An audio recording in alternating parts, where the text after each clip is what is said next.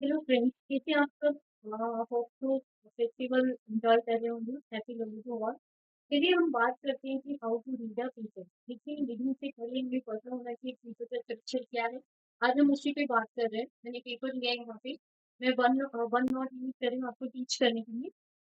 मेरा पेपर मेरी स्टडी से रिलेटेड है। Impact of behavioural bias on investment decision and the moderation effect of financial literacy evidence of market. ठीक है, तो देखिए यहाँ पे बिहेवियरल कितनी है। ये behavioural bias inside investment decision regarding financial literacy. variable means something that vary for each person. That means क्या है कि ऐसा फैक्टर जो हर किसी के लिए अलग है। जैसे बिहेवियर बाय एक बार मान के चलते कि प्योर होते, तो हर किसी का डर अलग अलग होता है। इन्वेस्टमेंट डिसीजन हर कोई अलग अलग लेता है, और हर कोई फाइनेंशियल डिसीजन से रिलेटेड जितनी नॉलेज है वो अलग अलग होती है, जिसको हम बोलते हैं फाइनेंशियल लिटरेसी।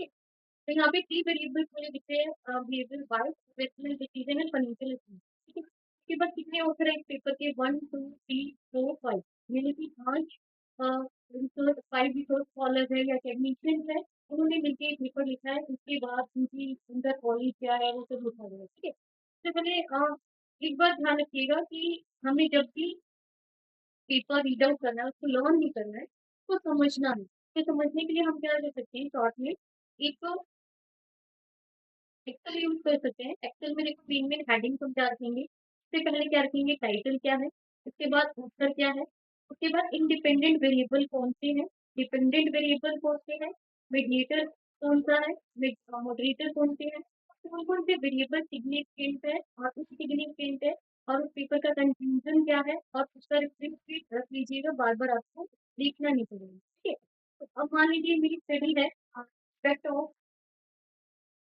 बिहेवियर बाय और इन्वेस्टमेंट डिसीजन। मैंने शॉर्ट में एक बार लिख दिया। ठीक है, आप लोग कॉपी पेस्ट कर लेना या बच्चे जैसे आपको अच्छा लगे। उसके बाद देखो उत्तर का नियम हम कैसे लिखते हैं। मान लीजिए एक ही उत्तर है, राधिका कंसिलिया। राधिका कंसिलिया, तो यहाँ पे देखिए एक ही उत्तर है, तो हम लास्ट नेम से स्टार्ट करते हैं, कंसिलिया। ठीक है, उसके बाद कोमा। कौन सी ईयर का पेपर है? 2016 का। नहीं मान के चल रही हूँ, 2016 का।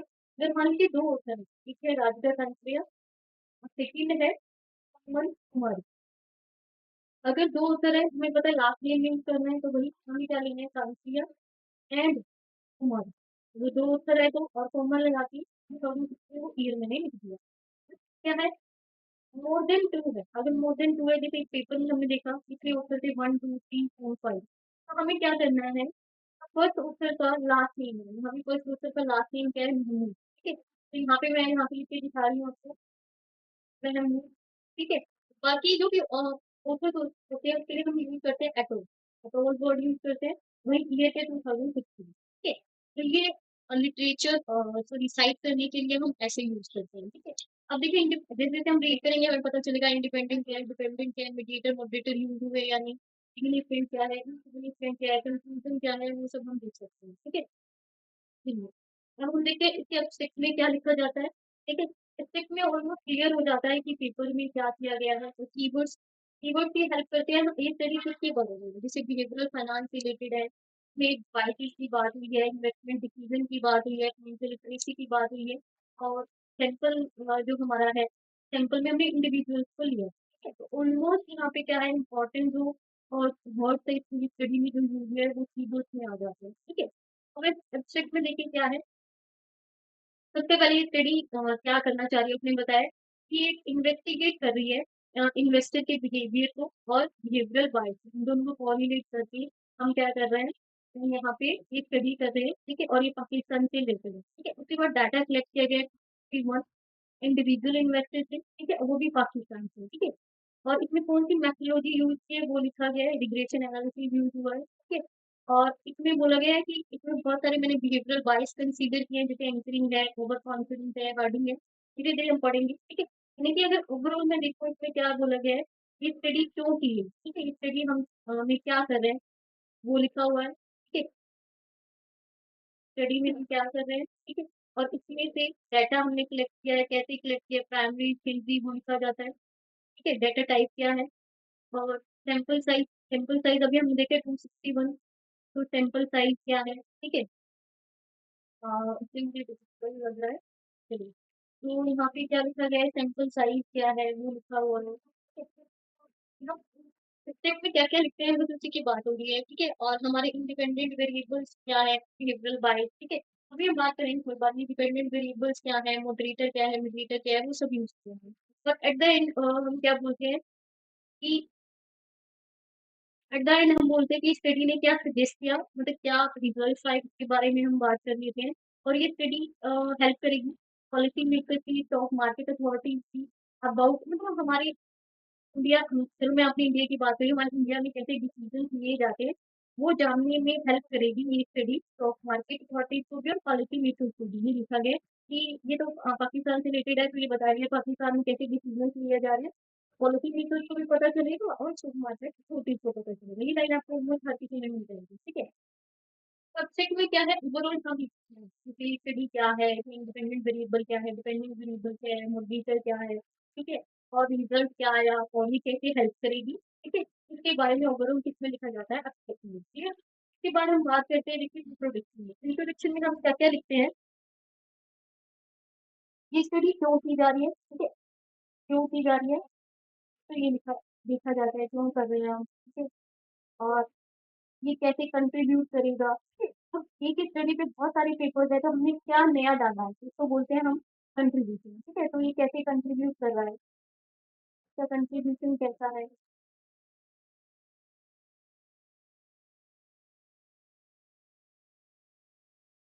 इसका क्या कंट्रीब्यूशन है, ठीक है। और इसके ऑब्जेक्टिव क्या है, ठीक है, इसकी ऑब्जेक्टिव क्या है वो लिखा हुआ मिल सकता है, इस स्टडी का ऑब्जेक्टिव क्या है,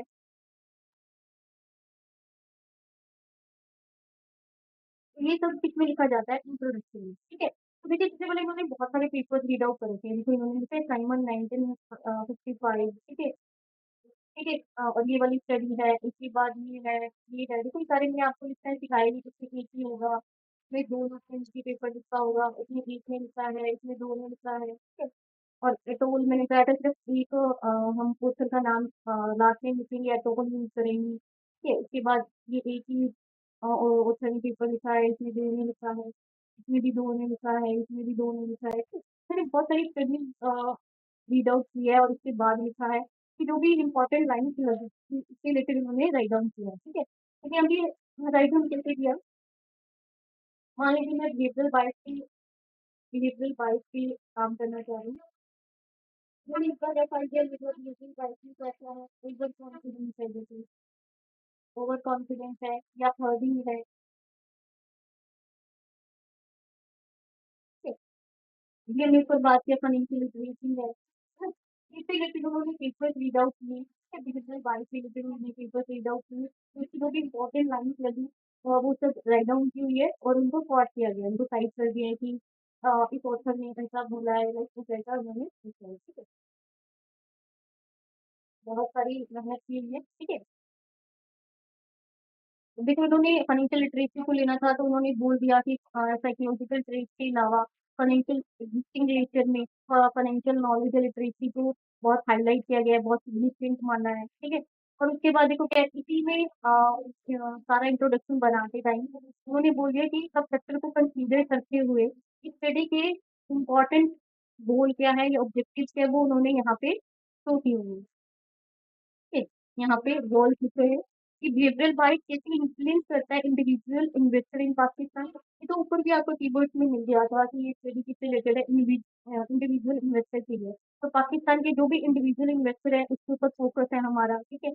और बिहेवियरल बाइस का इन्वेस्टमेंट डिसीजन मेकिंग पे क्या इन्फ्लुएंस है उसका है, और फाइनेंशियल लिटरेसी का क्या रोल है उसके ऊपर है, राइट। तो ये तीनों ऑब्जेक्टिव उन्होंने डाल दिए हैं, ठीक है।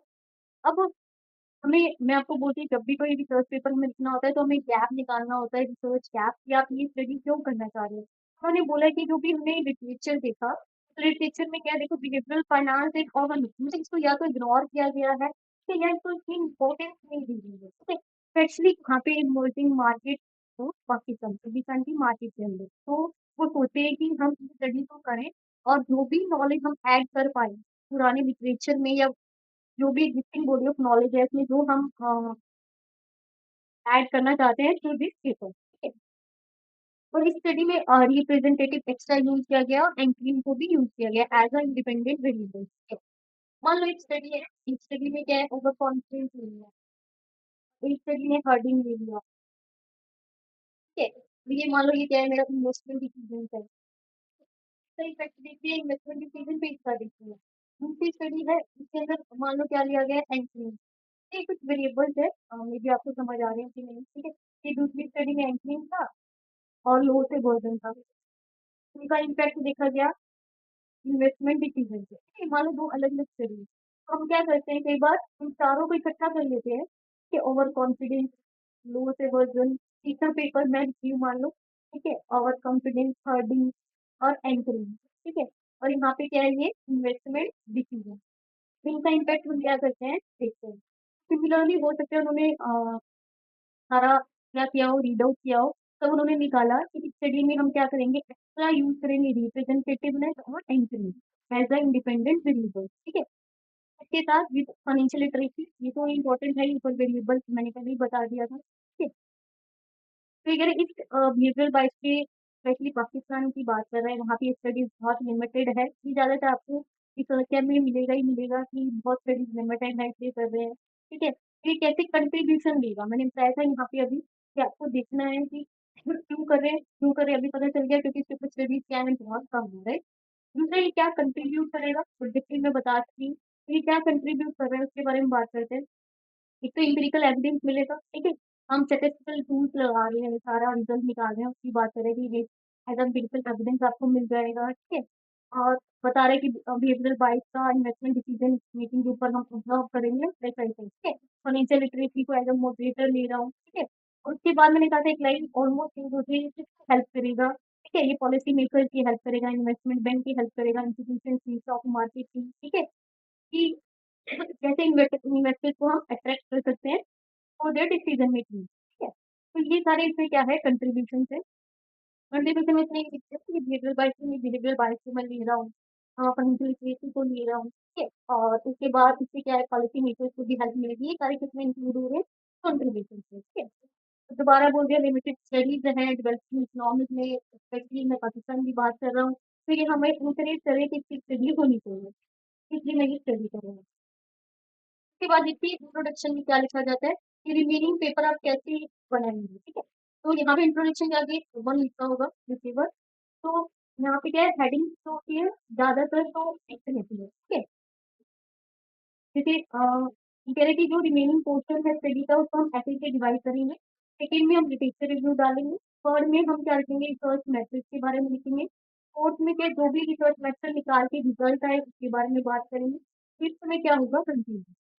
आपको एक आइडिया मिल गया कि इंट्रोडक्शन में हमें सारी स्टडीज का कंक्लूजन दे दिया कि इस स्टडी में इस वेरिएबल के बारे में ये बोला गया है और मुझे ये लगा है कि मैं ऐसे कंट्रीब्यूट कर सकता हूँ, ठीक है। ये मेरे ऑब्जेक्टिव है और ये किसी को हेल्प करेंगे ना, ऐसा ऐसा। और एट द एंड में एक पैराग्राफ दे दिया कि इसमें ऐसे ऐसे हम आगे करने वाले हैं, ठीक है। तो देखिए लिटरेचर रिव्यू, ठीक है। लिटरेचर रिव्यू में देखिए क्या है, इंडिविजुअल इन्वेस्टर और उसका उनके ऊपर क्या इम्पैक्ट पड़ रहा है, इंडिविजुअल इन्वेस्टर के डिसीजन मेकिंग के ऊपर बिहेवियरल बायस का क्या इम्पैक्ट है, उससे रिलेटेड एक पैराग्राफ दे दिया। तो जो वेरिएबल है उन सबका पैराग्राफ डाला गया है, मतलब लिटरेचर रिव्यू से रिलेटेड डाला गया है, ये सारे पेपर जिन्होंने पढ़े हैं, ये तो बहुत सारे थे। कोशिश कीजिएगा कि एक लिखे एटोल लगा दें, ठीक है। उसके बाद यहाँ पे दो लोगों का है, यहाँ पे भी दो ऑथर्स हैं। ओवर कॉन्फिडेंस का एक पैराग्राफ दे दिया, हार्डिंग का दे दिया, डिस्पोजिशन का दे दिया, रिस्क वर्जन का दे दिया, रिप्रेजेंटेटिव का दे दिया, ठीक है। तो फिर देखो तीन वेरिएबल बिहेवियरल बाय स्टार्टिंग में मैंने बता दी थी, इन्वेस्टमेंट डिसीजन मेकिंग और फाइनेंशियल डिसीजन, ये तीनों का यहाँ पे इन्होंने क्या दे दिया, एक पैराग्राफ दे दिया, ठीक है। कि ये स्टडी में ऐसा ऐसा बोल रहा है, उसके बेस पे हमने क्या किया, ये हाइपोथेसिस बना दी, ठीक है। हाइपोथेसिस में देखो वही वेरिएबल है, देखो ये क्या है, ओवर कॉन्फिडेंस, ये क्या है, हर्डिंग, ये क्या है, डिस्पोजिशन, ये क्या है, रिस्क अवर्जन, रिप्रेजेंटेटिव, सेंसरी, ठीक है। तो ये सारे क्या इंडिपेंडेंट वेरिएबल्स है और इनका इफेक्ट देखते हैं हम किस पे, इन्वेस्टमेंट डिसीजन पे, investment decision, investment decision, investment decision, investment decision, investment decision, investment decision, ठीक है। और फिर वही सेम रिपीट किए गए हैं, बस इसमें क्या डाल दिया एक्स्ट्रा, एक्सपोनेंशियल इक्वेशन को एज अ मॉडरेटर ले रहे हैं, वही सेम है। तो ओवर कॉन्फिडेंस है यहाँ पे, फर्स्ट में ओवर कॉन्फिडेंस है, हार्डिंग, ठीक है। फिर वही डिस्पोजिशन, ठीक है, फिर इसके वर्जन रिप्रेजेंटेटिव, बस इसमें मॉडरेटर डाल देंगे, फिर हम इसको मॉडरेटर की तरह ऐड करें सेंट्रल इक्वेशन, ठीक है। उसके बाद ये हाइपोथेसिस बनाए, कैसे बनाए? तो हमें पहले रफ आइडिया लेना होता है ग्राफ का, क्योंकि जब भी स्टडी करो तो सबसे पहले ये बनाना ही यही चाहिए, ठीक? कि ये मेरे क्या है, इंडिपेंडेंट वेरिएबल है, ये मेरा डिपेंडेंट वेरिएबल है, ये एज अ मॉडरेटर मैं यूज करूँ फाइनेंशियल मैथमेटिक्स। देखो इंडिपेंडेंट वेरिएबल पहला क्या है, ओवर कॉन्फिडेंस, इसका इफेक्ट देखिए किससे डिसीजन मेकिंग। ये क्या यहाँ पे क्या हो गया हमारा फर्स्ट हाइपोथेसिस हो गया। सेकंड का देखा, ये सेकंड हाइपोथेसिस। थर्ड का देखा, ये थर्ड हाइपोथेसिस हो गया। फोर्थ का देख रहे हैं तो फोर्थ हाइपोथेसिस। सिक्स देख रहे हैं तो सिक्स का हाइपोथेसिस। सिक्स देख रहे हैं तो सिक्स का हाइपोथेसिस, ठीक है। अब ठीक है, इसके हाइपोथेसिस हमें समझ आ गई। बस क्या देखा, इन सब बायसेस के बीच में, डिसीजन मेकिंग के बीच में हमने क्या ले लिया, मॉडरेटर, वो क्या है फाइनेंशियल। यहाँ पर रखेंगे ओवर ओवर कॉन्फिडेंस, यहाँ पे हम रखेंगे इन्वेस्टमेंट डिसीजन। उन दोनों के बीच में हम क्या डाल देंगे, मॉडरेटर, वो कौन सा है, फाइनेंशियल लिटरेसी। ये अगला हाइपोथेसिस हो गया, ठीक है। देखिए, 1 2 3 4 5 6 क्या हाइपोथेसिस तो इसी की है। सातवां यहाँ से स्टार्ट हुआ है। देखिए क्या सही है, ओवर कॉन्फिडेंस 1 2 3 4 5 6 7। सेवन मैंने फाइनेंशियल लिटरेसी का भी लिया है, कि फाइनेंशियल लिटरेसी एंड में भी ले सकते थे, ठीक है। उसके बाद अगला देखिए मेरा ओवर कॉन्फिडेंस के बीच में ये वाला क्या कह रहा है, ये वाला जो मैंने यहाँ बनाया, ओवर कॉन्फिडेंस, इन्वेस्टमेंट डिसीजन और फाइनेंशियल लिटरेसी। फिर सेकंड क्या होगा, रिस्क, सिमिलरली इन्वेस्टमेंट डिसीजन, और बीच में क्या आ जाएगा, financial moderator, as a moderator financial literacy. Over confidence हो गया, रिस्क वर्जन हो गया, फिर वही हर्डिंग हो गई, डिस्ट्रीब्यूशन हो गई। फिर हमें जैसे हाइपोथेसिस बनाया, मैं उस चीज़ की बात करूँ, ठीक है। उसके बाद थर्ड सेक्शन हमेशा कौन सा रहता है, रिसर्च मेथोडोलॉजी का, कि आपने डाटा कैसे कलेक्ट किया, कौन कौन से वेरिएबल्स लिए हैं, कौन कौन सी टेक्निक लगाई है, ये सब क्या रहता है, रिसर्च मेथोडोलॉजी। ये देखो इन्होंने क्या बोला, सबसे पहले प्राइमरी डेटा हमने लिया, ठीक है। प्राइमरी डेटा के लिए हमें क्या है, बनाना पड़ेगा, क्वेश्चनियर बनाना पड़ेगा, ठीक है। दूसरा ये स्टडी कौन से स्रोत सेक्शन, दो तरह की स्टडी होती है, एक तो होती तो काफी होगी मेरी नॉलेज में, रिसोर्स सेक्शन और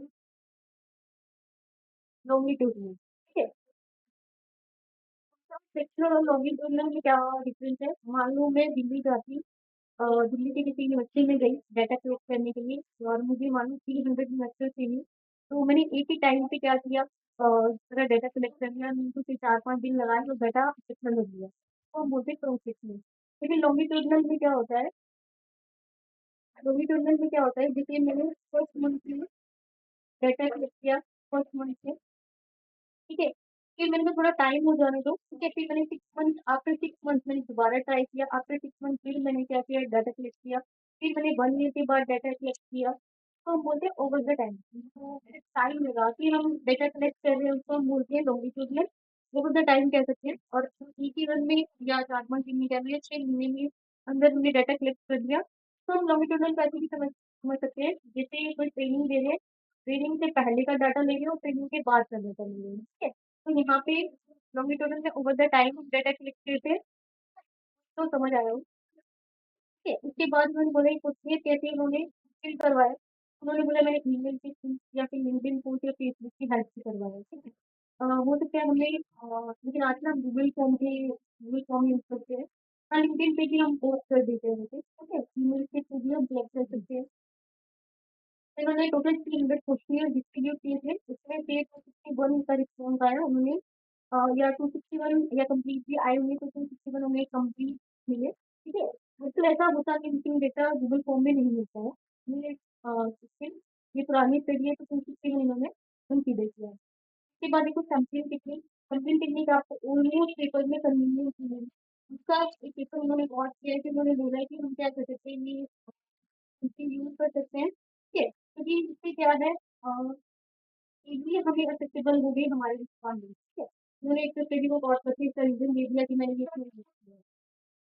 देन मेजरमेंट ऑफ वेरिएबल, ठीक है, उन्होंने कैसे इस वेरिएबल को मेजर किया है, उन्होंने 38 क्वेश्चन टोटल लिए हैं, उसमें से 2 क्वेश्चन पूछे हैं, 2 क्वेश्चन है, मैंने पिछले वाली वीडियो बनाई है उसमें भी क्वेश्चन में बताया था, ये 2 क्वेश्चन है। और सेक्शन ए में क्या है, डेमोक्रेटिक वेरिएबल, ठीक है। सेक्शन बी में क्या है, जो remaining division bye conventional decision जो रह गया है, ठीक है, 2 क्वेश्चन के लिए। लेकिन उन्होंने फाइनेंशियल लिटरेसी को उन्होंने क्या किया है, ये तो नो के फॉर्म में क्वेश्चन सिलेक्ट किया है, जिस फॉर्म में क्वेश्चन बोलते हैं, बाकी जो क्वेश्चन है तो 5.16 मॉडल पे रखा हुआ है, ठीक है। ज़्यादातर ये मैं बता चुकी हूँ आपको क्वेश्चन के बारे में, आप मेरी वीडियो देख सकते हैं। फिर जब भी हम डेटा एनालिसिस करते हैं तो हमें सारी टेस्टिंग करनी होती है, जैसे मान लो हमें स्कूटी सीखनी है, तो उससे पहले हम उसको चला के देखते हैं या हमें लाइसेंस लेना है तो वो हमसे चलवा के देखते हैं, उसको फाइनली टेस्टिंग बोल सकते हैं। सिमिलरली डाटा कीज़ लेने से पहले हम 50, 60 या 100 के अराउंड लोगों को उसमें डिस्ट्रीब्यूट करते हैं और पूछते हैं कि हमारे इसमें ठीक है या नहीं, उनको समझ आ रहा है जो हम कन्वे करना चाह रहे हैं, ठीक है। फाइनल टेस्टिंग पे हमें फाइनल टेस्टिंग करके उस क्वेश्चन की रिलायबिलिटी वैलिडिटी चेक करनी होती है। इसके लिए उन्होंने यहाँ पे यूज़ किया है स्ट्रॉन्ग प्रोसेस, ठीक है, इससे कॉमन है, धीरे-धीरे समझ आएगा, बस इतना मैं बता रही हूँ। तो उसके बाद देखिए क्या है, टेस्ट में जो भी रिजल्ट उन्होंने निकाले उसके बारे में फाइनल टेस्टिंग के लिए उन्होंने पूछी है कि सिर्फ उनके 35 बॉक्सेस आए, उसमें से 30 सही लगे उसके जो काम किया, ठीक है। फिर उन्होंने मैंने कहा था रिलायबिलिटी वैलिडिटी देखना होता है तो रिलायबिलिटी टेस्ट किया है, वैलिडिटी भी लिखनी है, ठीक है। फिर उन्होंने डिस्क्रिप्टिव टेस्ट करवाए हैं, फिर मेथोडोलॉजी यहाँ पे कोरिलेशन रिग्रेशन ये सब यूज़ किया, आपको नहीं समझ में आया, ठीक है।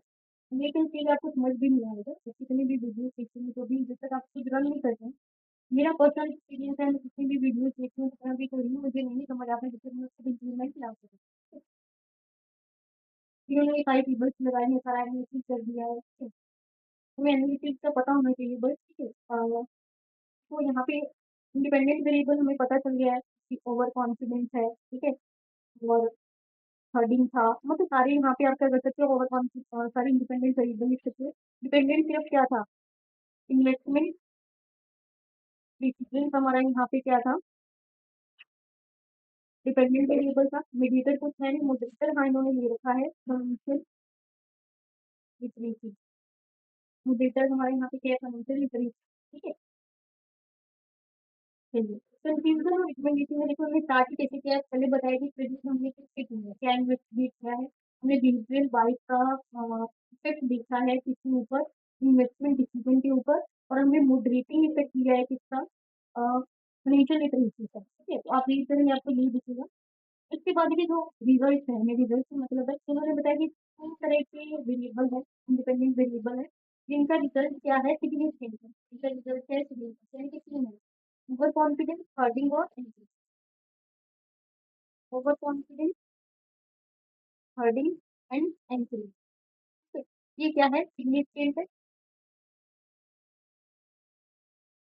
ठीक है। और आगे देखिए क्या है, रीड के वर्जन, यहाँ पे देखिए रीड के वर्जन है, डिस्पोजिशन है, रिप्रेजेंटेटिव है, ये क्या है, देखो यहाँ पे लिखा हुआ है इनसिग्निफिकेंट, हमें पता चल गया इन वेरिएबल का इफेक्ट क्या है, इनसिग्निफिकेंट है, तो हम यहाँ पे लिख सकते हैं रिप्रेजेंटेटिव, डिस्पोजिशन और रीड, ये तीनों क्या है, इनसिग्निफिकेंट है, ठीक है। ये इस तरह से कंफ्यूजन में यही लिखा है। जो फाइनेंशियल लिटरेसी है वो उसका भी सिग्निफिकेंट इफेक्ट है एज अ मोटिवेटर, ठीक है।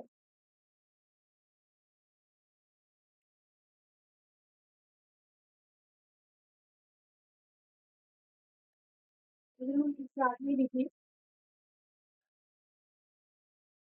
ठीक है,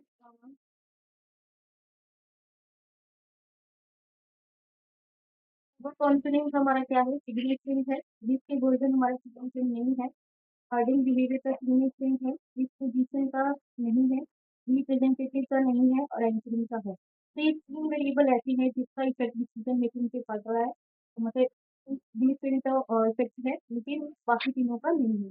फाइनेंशियल लिटरेसी का सिर्फ फाइनेंशियल लिटरेसी का इसके ऊपर इफेक्ट देखें तो उन्होंने टू सिग्निफिकेंट बोला है, लेकिन बायोसिस को लेके अगर हम उनकी बात करें तो इसलिए सिग्निफिकेंट बोला, कभी शायद आपको ना समझ आए तो मैं सीधा बोल देती बस एज अ मॉडरेटर का इफेक्ट क्या है, सिग्निफिकेंट, ठीक है। तो हम इस बार इसको बोल देते हैं एज अ मॉडरेटर इसका इफेक्ट सिग्निफिकेंट है, ठीक है। ये चीज तो आपको समझ आ रही होगी, ठीक है। देन इम्प्लीकेशन देखो वही सेम, ऊपर इंट्रोडक्शन में भी पढ़ा, इसमें भी पढ़ा, वही सेम है कि फाइनेंशियल एजुकेटर यूज कर सकते हैं, स्टूडेंट फाइनेंशियल कंसल्टेंट यूज कर सकते हैं, फाइनेंशियल इंटरमीडिएट पॉलिसी मीटर सब ये क्या कर सकते हैं, स्टडी को यूज कर सकते हैं, ठीक है। लिमिटेशन में देखिए अब क्या है, हमने सिर्फ पाकिस्तान को कंसीडर किया है, आप होल वर्ल्ड को कंसीडर कर सकते हो, ठीक है? ऐसे करके ये लिमिटेशन है, हमने तो सिर्फ अ, पाकिस्तान को लिया है, आप होल कंट्री को कर सकते हो, कंपैरिज़न कर सकते हो ना इस टाइप का। मैंने कहा कि ये स्टडी के थ्रू सेक्शनल है, तो लॉन्गिट्यूडिनल आप स्टडी कर सकते हो। ठीक है, ऐसे-ऐसे करके आप क्या कर सकते हो उसका लिमिटेशन या फ्यूचर देखते हो, छोटे फ्यूचर में इनके ऊपर स्टडी हो सकती है। ये सैंपल सिर्फ मैंने 300 का लिया है, आप इंक्रीज़ कर सकते हो ना, ये सब भी लिमिटेशंस में आती हैं। एक ओवरऑल आपका एक जो पेपर आप यूटिलिटी यूज़ कर सकते हैं, उसका फिक्स क्या रहता है, ठीक है? थोड़ा बहुत तो आपको समझ आया होगा कि सबसे पहले क्या होता है, इसमें ओवरऑल सब कुछ रहता है कि आप इस स्टडी में क्या करने वाले हैं, कौन से डिपेंडेंट वेरिएबल है, कौन से डिपेंडेंट वेरिएबल है, डेटा कैसे चेक किया है, सैंपल साइज़ क्या है, उसका कंक्लूजन क्या आया, ठीक है? वो इसमें हो जाता है। इंट्रोडक्शन में आप पूछते हैं कि क्यों कर रहे हैं और कैसे वो कंट्रीब्यूट करेगा, उसका ऑब्जेक्टिव क्या है और फर्दर स्टडी आप कैसे करने वाले हैं, ठीक है? उसके बाद लिटरेचर रिव्यू,